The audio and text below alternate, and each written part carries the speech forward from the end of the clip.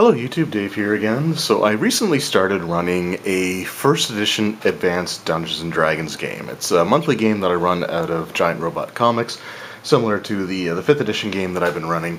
But this is something that I've wanted to do for quite a while now. Up until I started running this particular adventure, this particular campaign, I had never actually ran first edition Dungeons & Dragons. It was one that was missing from my list. I had played it as a player for about a month, I think it was, but I'd never actually run it, and it was sort of on my to-do list. The only other version of the game that I really want to run that I haven't had a chance to yet is going to be based off the D&D Rules Cyclopedia, which I plan on doing sometime after I wrap up this particular campaign. The idea is to start going through the Slave Lord series, but as it stands, right now I only have a group of 3 players in there, and they are all made first level characters.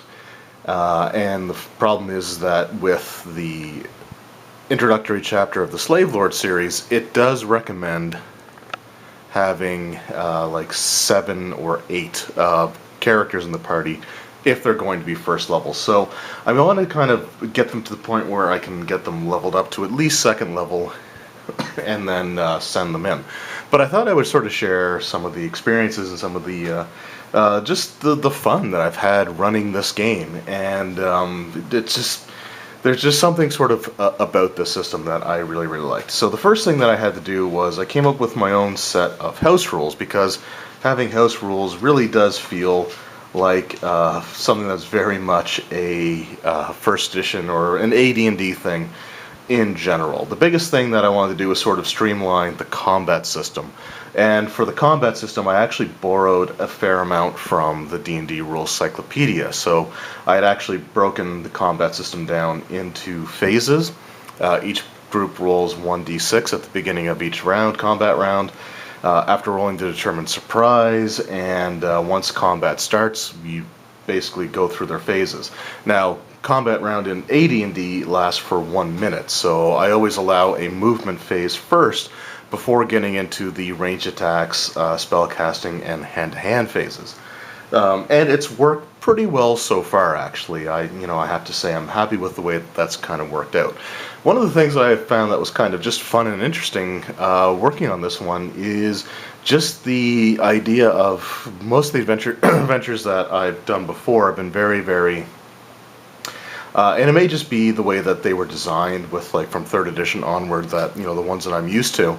But a lot of the adventures that I myself were familiar with running has combat encounters pretty much, like, specifically keyed to this group of monsters is going to be in this room. And, they may get drawn to this room if you get combat going there, kind of thing first. But I really wanted to get something that kind of captured the feeling of, like, the old school Dungeons & Dragons. So the first adventure that I ran was a pretty short one, because character creation was part of the first session. So the group of characters had 3 different things that they could potentially choose from, and the one that they went with was trying to disrupt a group of bandits.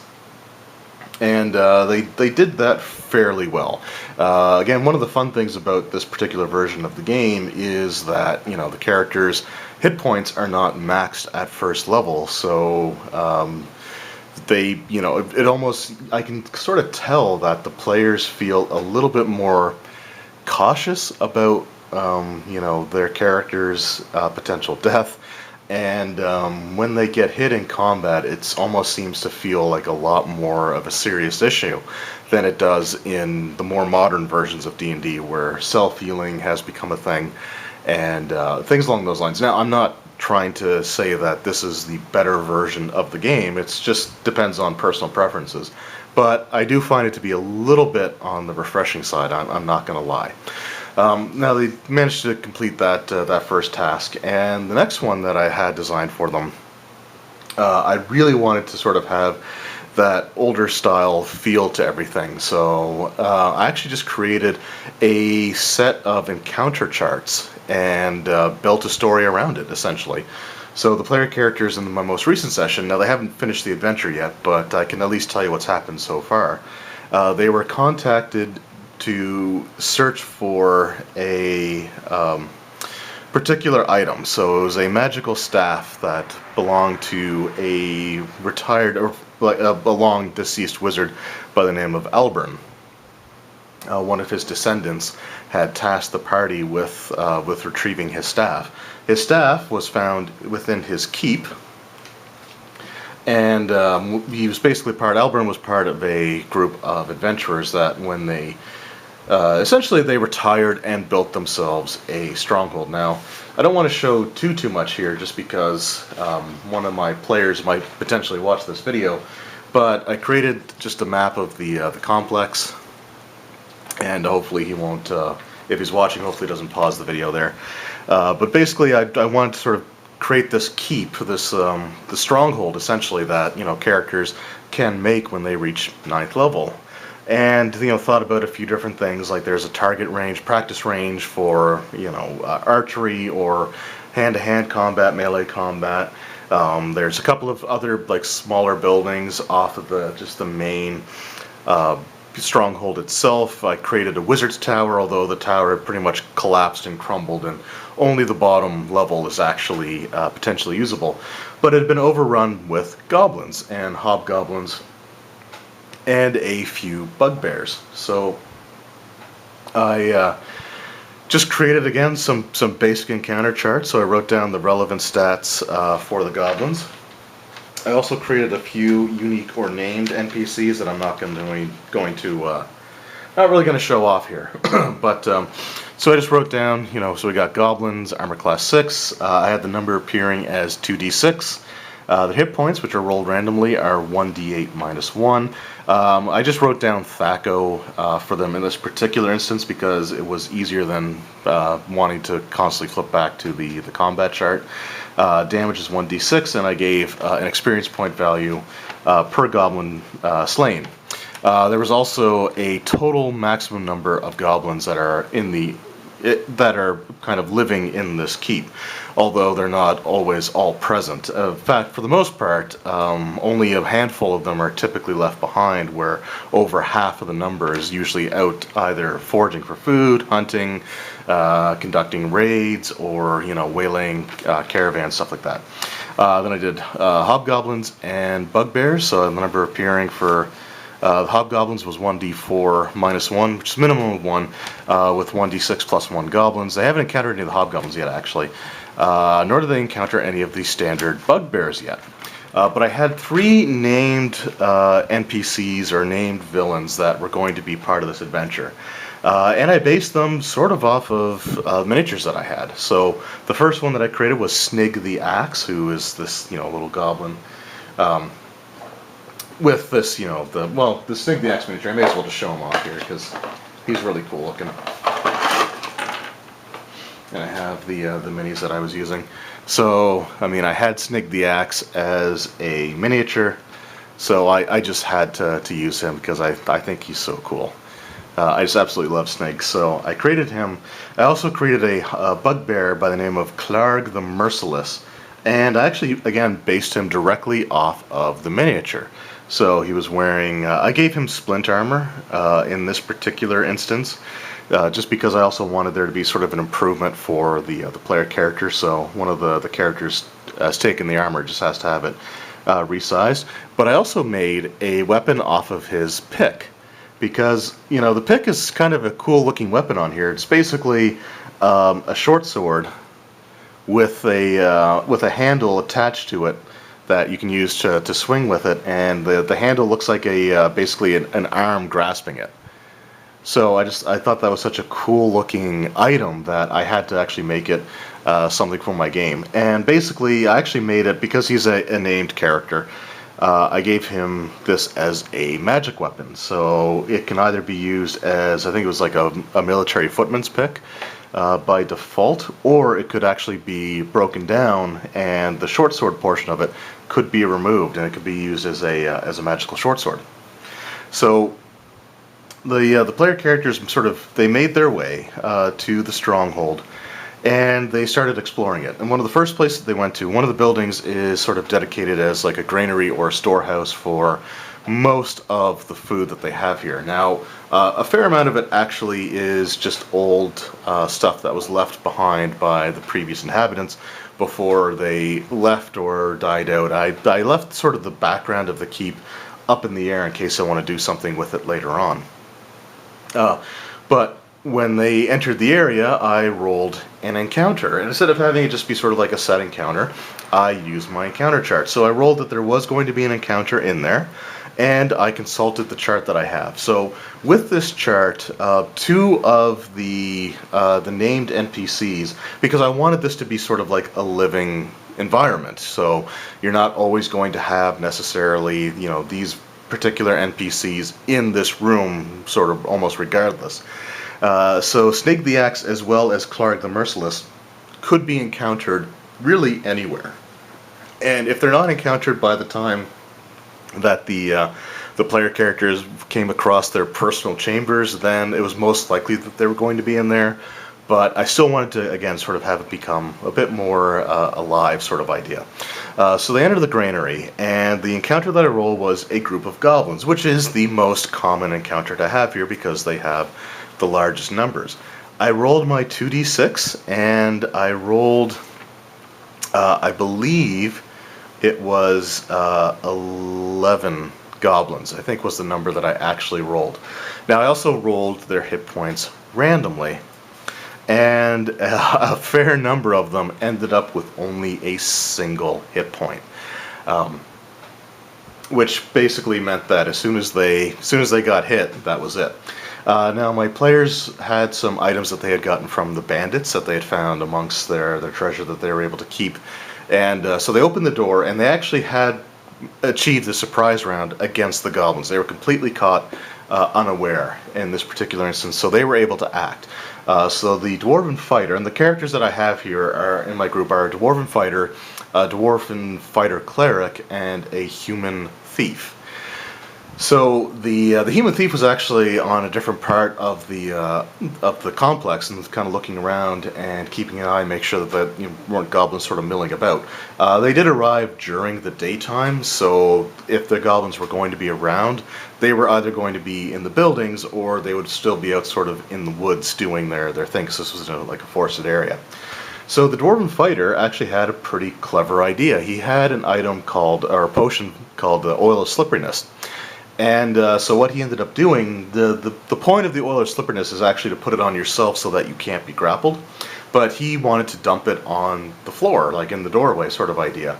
And so we did that, and I had him roll to see how many rounds that the oil would be considered sort of effective for, especially with things like stepping through it and things of that nature. So the first couple of goblins are able to actually get through the oil. I had them roll saving throws to avoid slipping and falling, and I was able to roll miraculously high for them.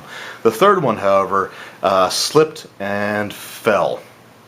Now the two dwarves basically stayed on either side of the doorway and just started wailing on the goblins as they came out, so trying to sort of bottleneck them to limit the number that were actually able to make their way out or escape. So in the first round, they ended up taking out the two goblins that got to the outside. So a few more goblins wanted to sort of make their way out. And in order to do that, they just started walking, like they actually trampled over the goblin that was, on his back, or I guess on his, he was on his back in front of the doorway. So they just trampled him. And a handful of goblins got out that way. The unfortunate thing was that the poor goblin that ended up making his way and slipping and falling only had a single hit point. So at this point, 3 or 4 goblins, I think, actually ended up trampling over him. So that was enough. I ruled that, they just ended up killing him just by trampling over him. In the next wave of attacks, actually the first wave of attacks, I'll roll back a little bit here. Because in this game I actually included a critical hit system and a critical fumble. Critical hit is if you roll a nat 20, you just do maximum damage. But if you roll a natural 1, I have them roll a d6. And if they roll a 1 on the d6, then they risk fumbling their weapon, and the fumble is sort of up to me. So it could be something like their weapon gets stuck. Maybe they, if they're against a wall sort of thing, they may get their weapon stuck in the wall or the fence or, growth or anything like that. They could drop their weapon, and there was a slight possibility that they could actually end up just missing so bad that they, the attack is redirected at one of their, at a random target within 5 feet. So I just, the suggestion to have them potentially hit one of their allies was made by one of the players. It's something that I had considered, but I hadn't actually committed to paper, but it just seemed like, why not? I mean, there's so many of these goblins that really it couldn't hurt. So the goblin rolled a natural 1 on his attack roll. I rolled a 1 on the d6, and I actually ended up rolling another d6, because it's like, if I roll another 1, then yeah, I'll have him hit the goblin that's next to him. And so I rolled another 1, and the goblin again was one of the several that only had a single hit point. So the first 2 goblins to die actually died as a result of the other goblins in the fight. But eventually they were able to clear out that particular group of enemies.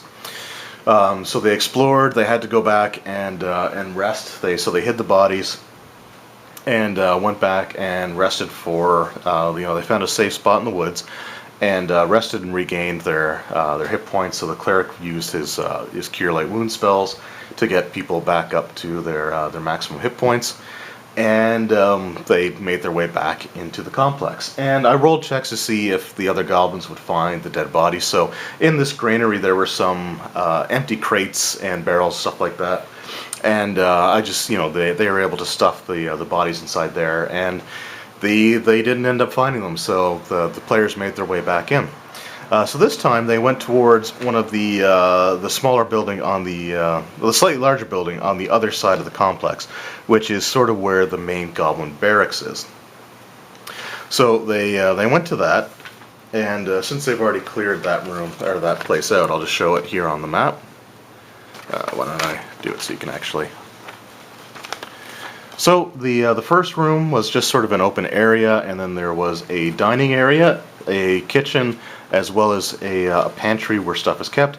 And then the other room just sort of had like these huge piles of furs like all over the place, like furs, animal skins, straw, stuff like that. And this is where the goblins would be sleeping when they're basically not out and doing other things for their commanders.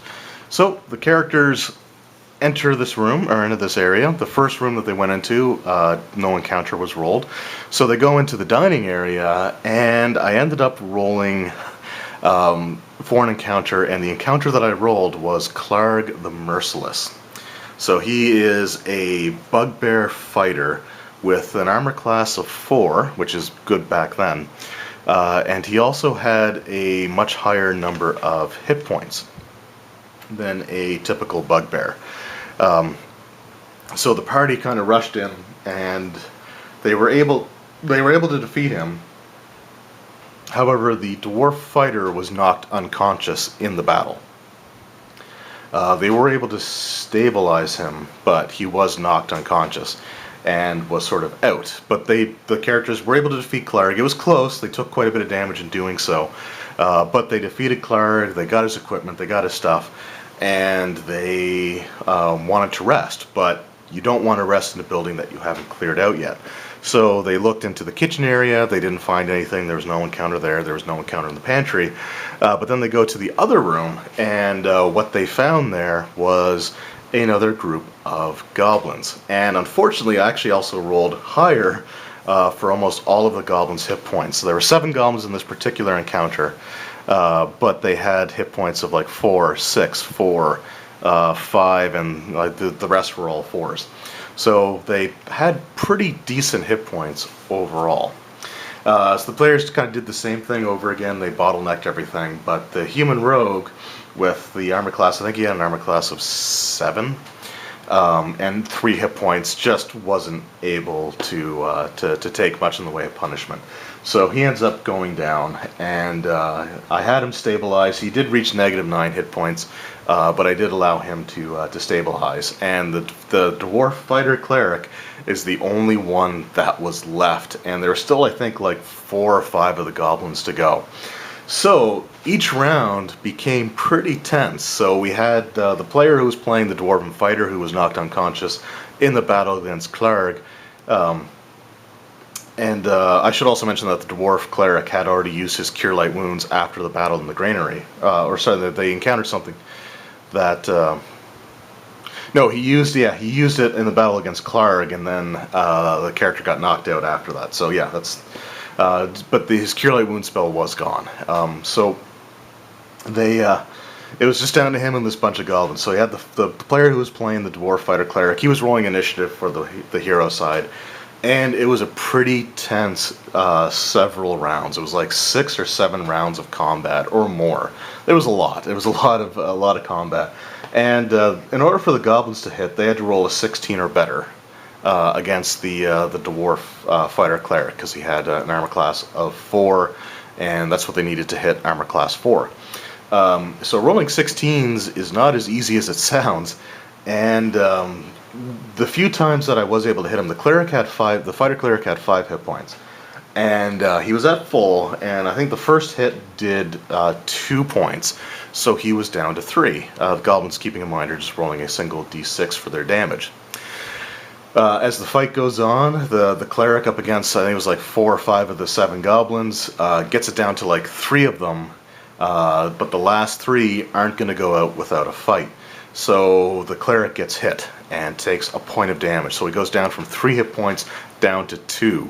Takes out another one of the goblins. A series of attacks continue, and one of the last remaining goblins gets another hit in, but I roll another 1 for damage. So he's down to a single hit point, the only conscious character left. And for the next, I think it was like 3 rounds of just one-on-one combat with this last remaining goblin. And in the end, our dwarven fighter cleric emerged triumphant. He was actually able to overcome the odds, and he defeated the final 4 or 5 goblins single-handedly, which is pretty impressive. In the battle with the bandits in the very first session, the dwarven fighter did something similar, although I think it was only against 3 bandits. Either way, it's still, really impressive, and made for sort of a fun story how they single-handedly took out a large number of enemies. So the cleric, being the only one left conscious, decides that the building's cleared out. So he started exploring and looking around at the piles of skins and furs and stuff like that, just see if anything was contained within. So I decided to actually roll a random treasure. So I had the players roll the dice for me to determine the amount of gold that they found, the amount of silver that they found, and the possibility of magic items. So they did find 3 potions, and I had them roll the potions randomly. I also assigned each potion a color. So what they found were a potion of longevity, which reduces your age. So you roll, I think, a d12, and you reduce your age by that amount. They found a potion of polymorph self, and they found a potion of healing. And I assigned them colors sort of at random, and I didn't want it to be too obvious. Like, if I had a red potion, then they would have automatically assumed that that was the potion of healing. So I gave the potion of longevity the orange color. I gave the polymorph self potion a blue color. And the potion of healing was purple. So the cleric, not knowing really what to do, having no way to identify these potions on his own, decides that the best way to do it is to test them out by pouring them down the throats of his unconscious allies. So he goes over to the dwarf fighter, and he picks the blue potion, which was the polymorph one. So I basically, I was like, okay. So I had each of the players list something off, like an animal or something like that, and I filled in the rest. So I made a total of 6 options, and the ones that were suggested were kobolds, dogs, and a bear. So I had included a hummingbird, a cat, and a mouse as other possibilities. So I rolled a d6, and or actually I think I had the player roll a d6, and he ended up turning into a hummingbird. So he pours the potion down his friend's throat. His friend, basically, his body just shrinks down. All of his gear just stayed on the floor, kind of thing. And all of a sudden, this hummingbird just starts buzzing around and flying around. And at one point, he landed on the cleric's shoulder and just kind of pooped on him because, why not? But I thought that was, it was just kind of funny. So then he goes to the his human thief friend and picks the orange potion, which is the potion of longevity. So he pours that down the player's throat. And it's like, okay, well, how old is your character? And the answer was 25. It's like, okay, well, roll a d12. And I think he rolled a 5, so it's like, okay, well, you're now 20 years old, so you de-aged by 5 years. And then finally he poured the last remaining potion down the thief's throat, which was the potion of healing, which gave him all of his hit points back because he only had 3 to begin with. But it was a lot of fun. It was very, very fun to run those encounters, and I just kind of enjoyed just having the encounter charts as the makeup of the adventure. It actually made the adventure a lot easier to design because I just basically drew the map, and even with the map, I left several of the rooms blank and featureless. Because I actually wanted to post this map on my Patreon page along with sort of an attached adventure as well, just updated for 5th edition, but I'm going to keep sort of the same idea with the encounters, the random encounters and the encounter charts, and not having the rooms really sort of set. There's only one encounter that is absolutely key to a single area, and the rest are effectively random. So if I rolled an encounter with Clark again, for example, because he was the named character who was defeated, it would be replaced with just a single bugbear kind of thing. But anyway, so that's sort of been my experience so far running 1st edition Advanced Dungeons & Dragons. I've had a lot of fun with it so far, and I really enjoy the system. And I'm glad that I finally, after all these years, have had the opportunity to do it. So let me know in the comments below if you want more updates on the adventures, sort of if there's any other funny stories that kind of happen. Because I just thought it was kind of cool that there were some last stands in this one, as well as the randomly just pouring these potions down, the friends or his allies' throats, and having just like the random effects take place. It was just, again, it was a lot of fun, and I really enjoyed it. And I think the players enjoyed it as well. I think they had a lot of fun playing. So anyway, let me know if you want to hear any more updates from this as time goes on, like I said. In the meantime, thank you guys very much for watching. I hope you enjoyed the video so far, and we'll see you next time. Take care.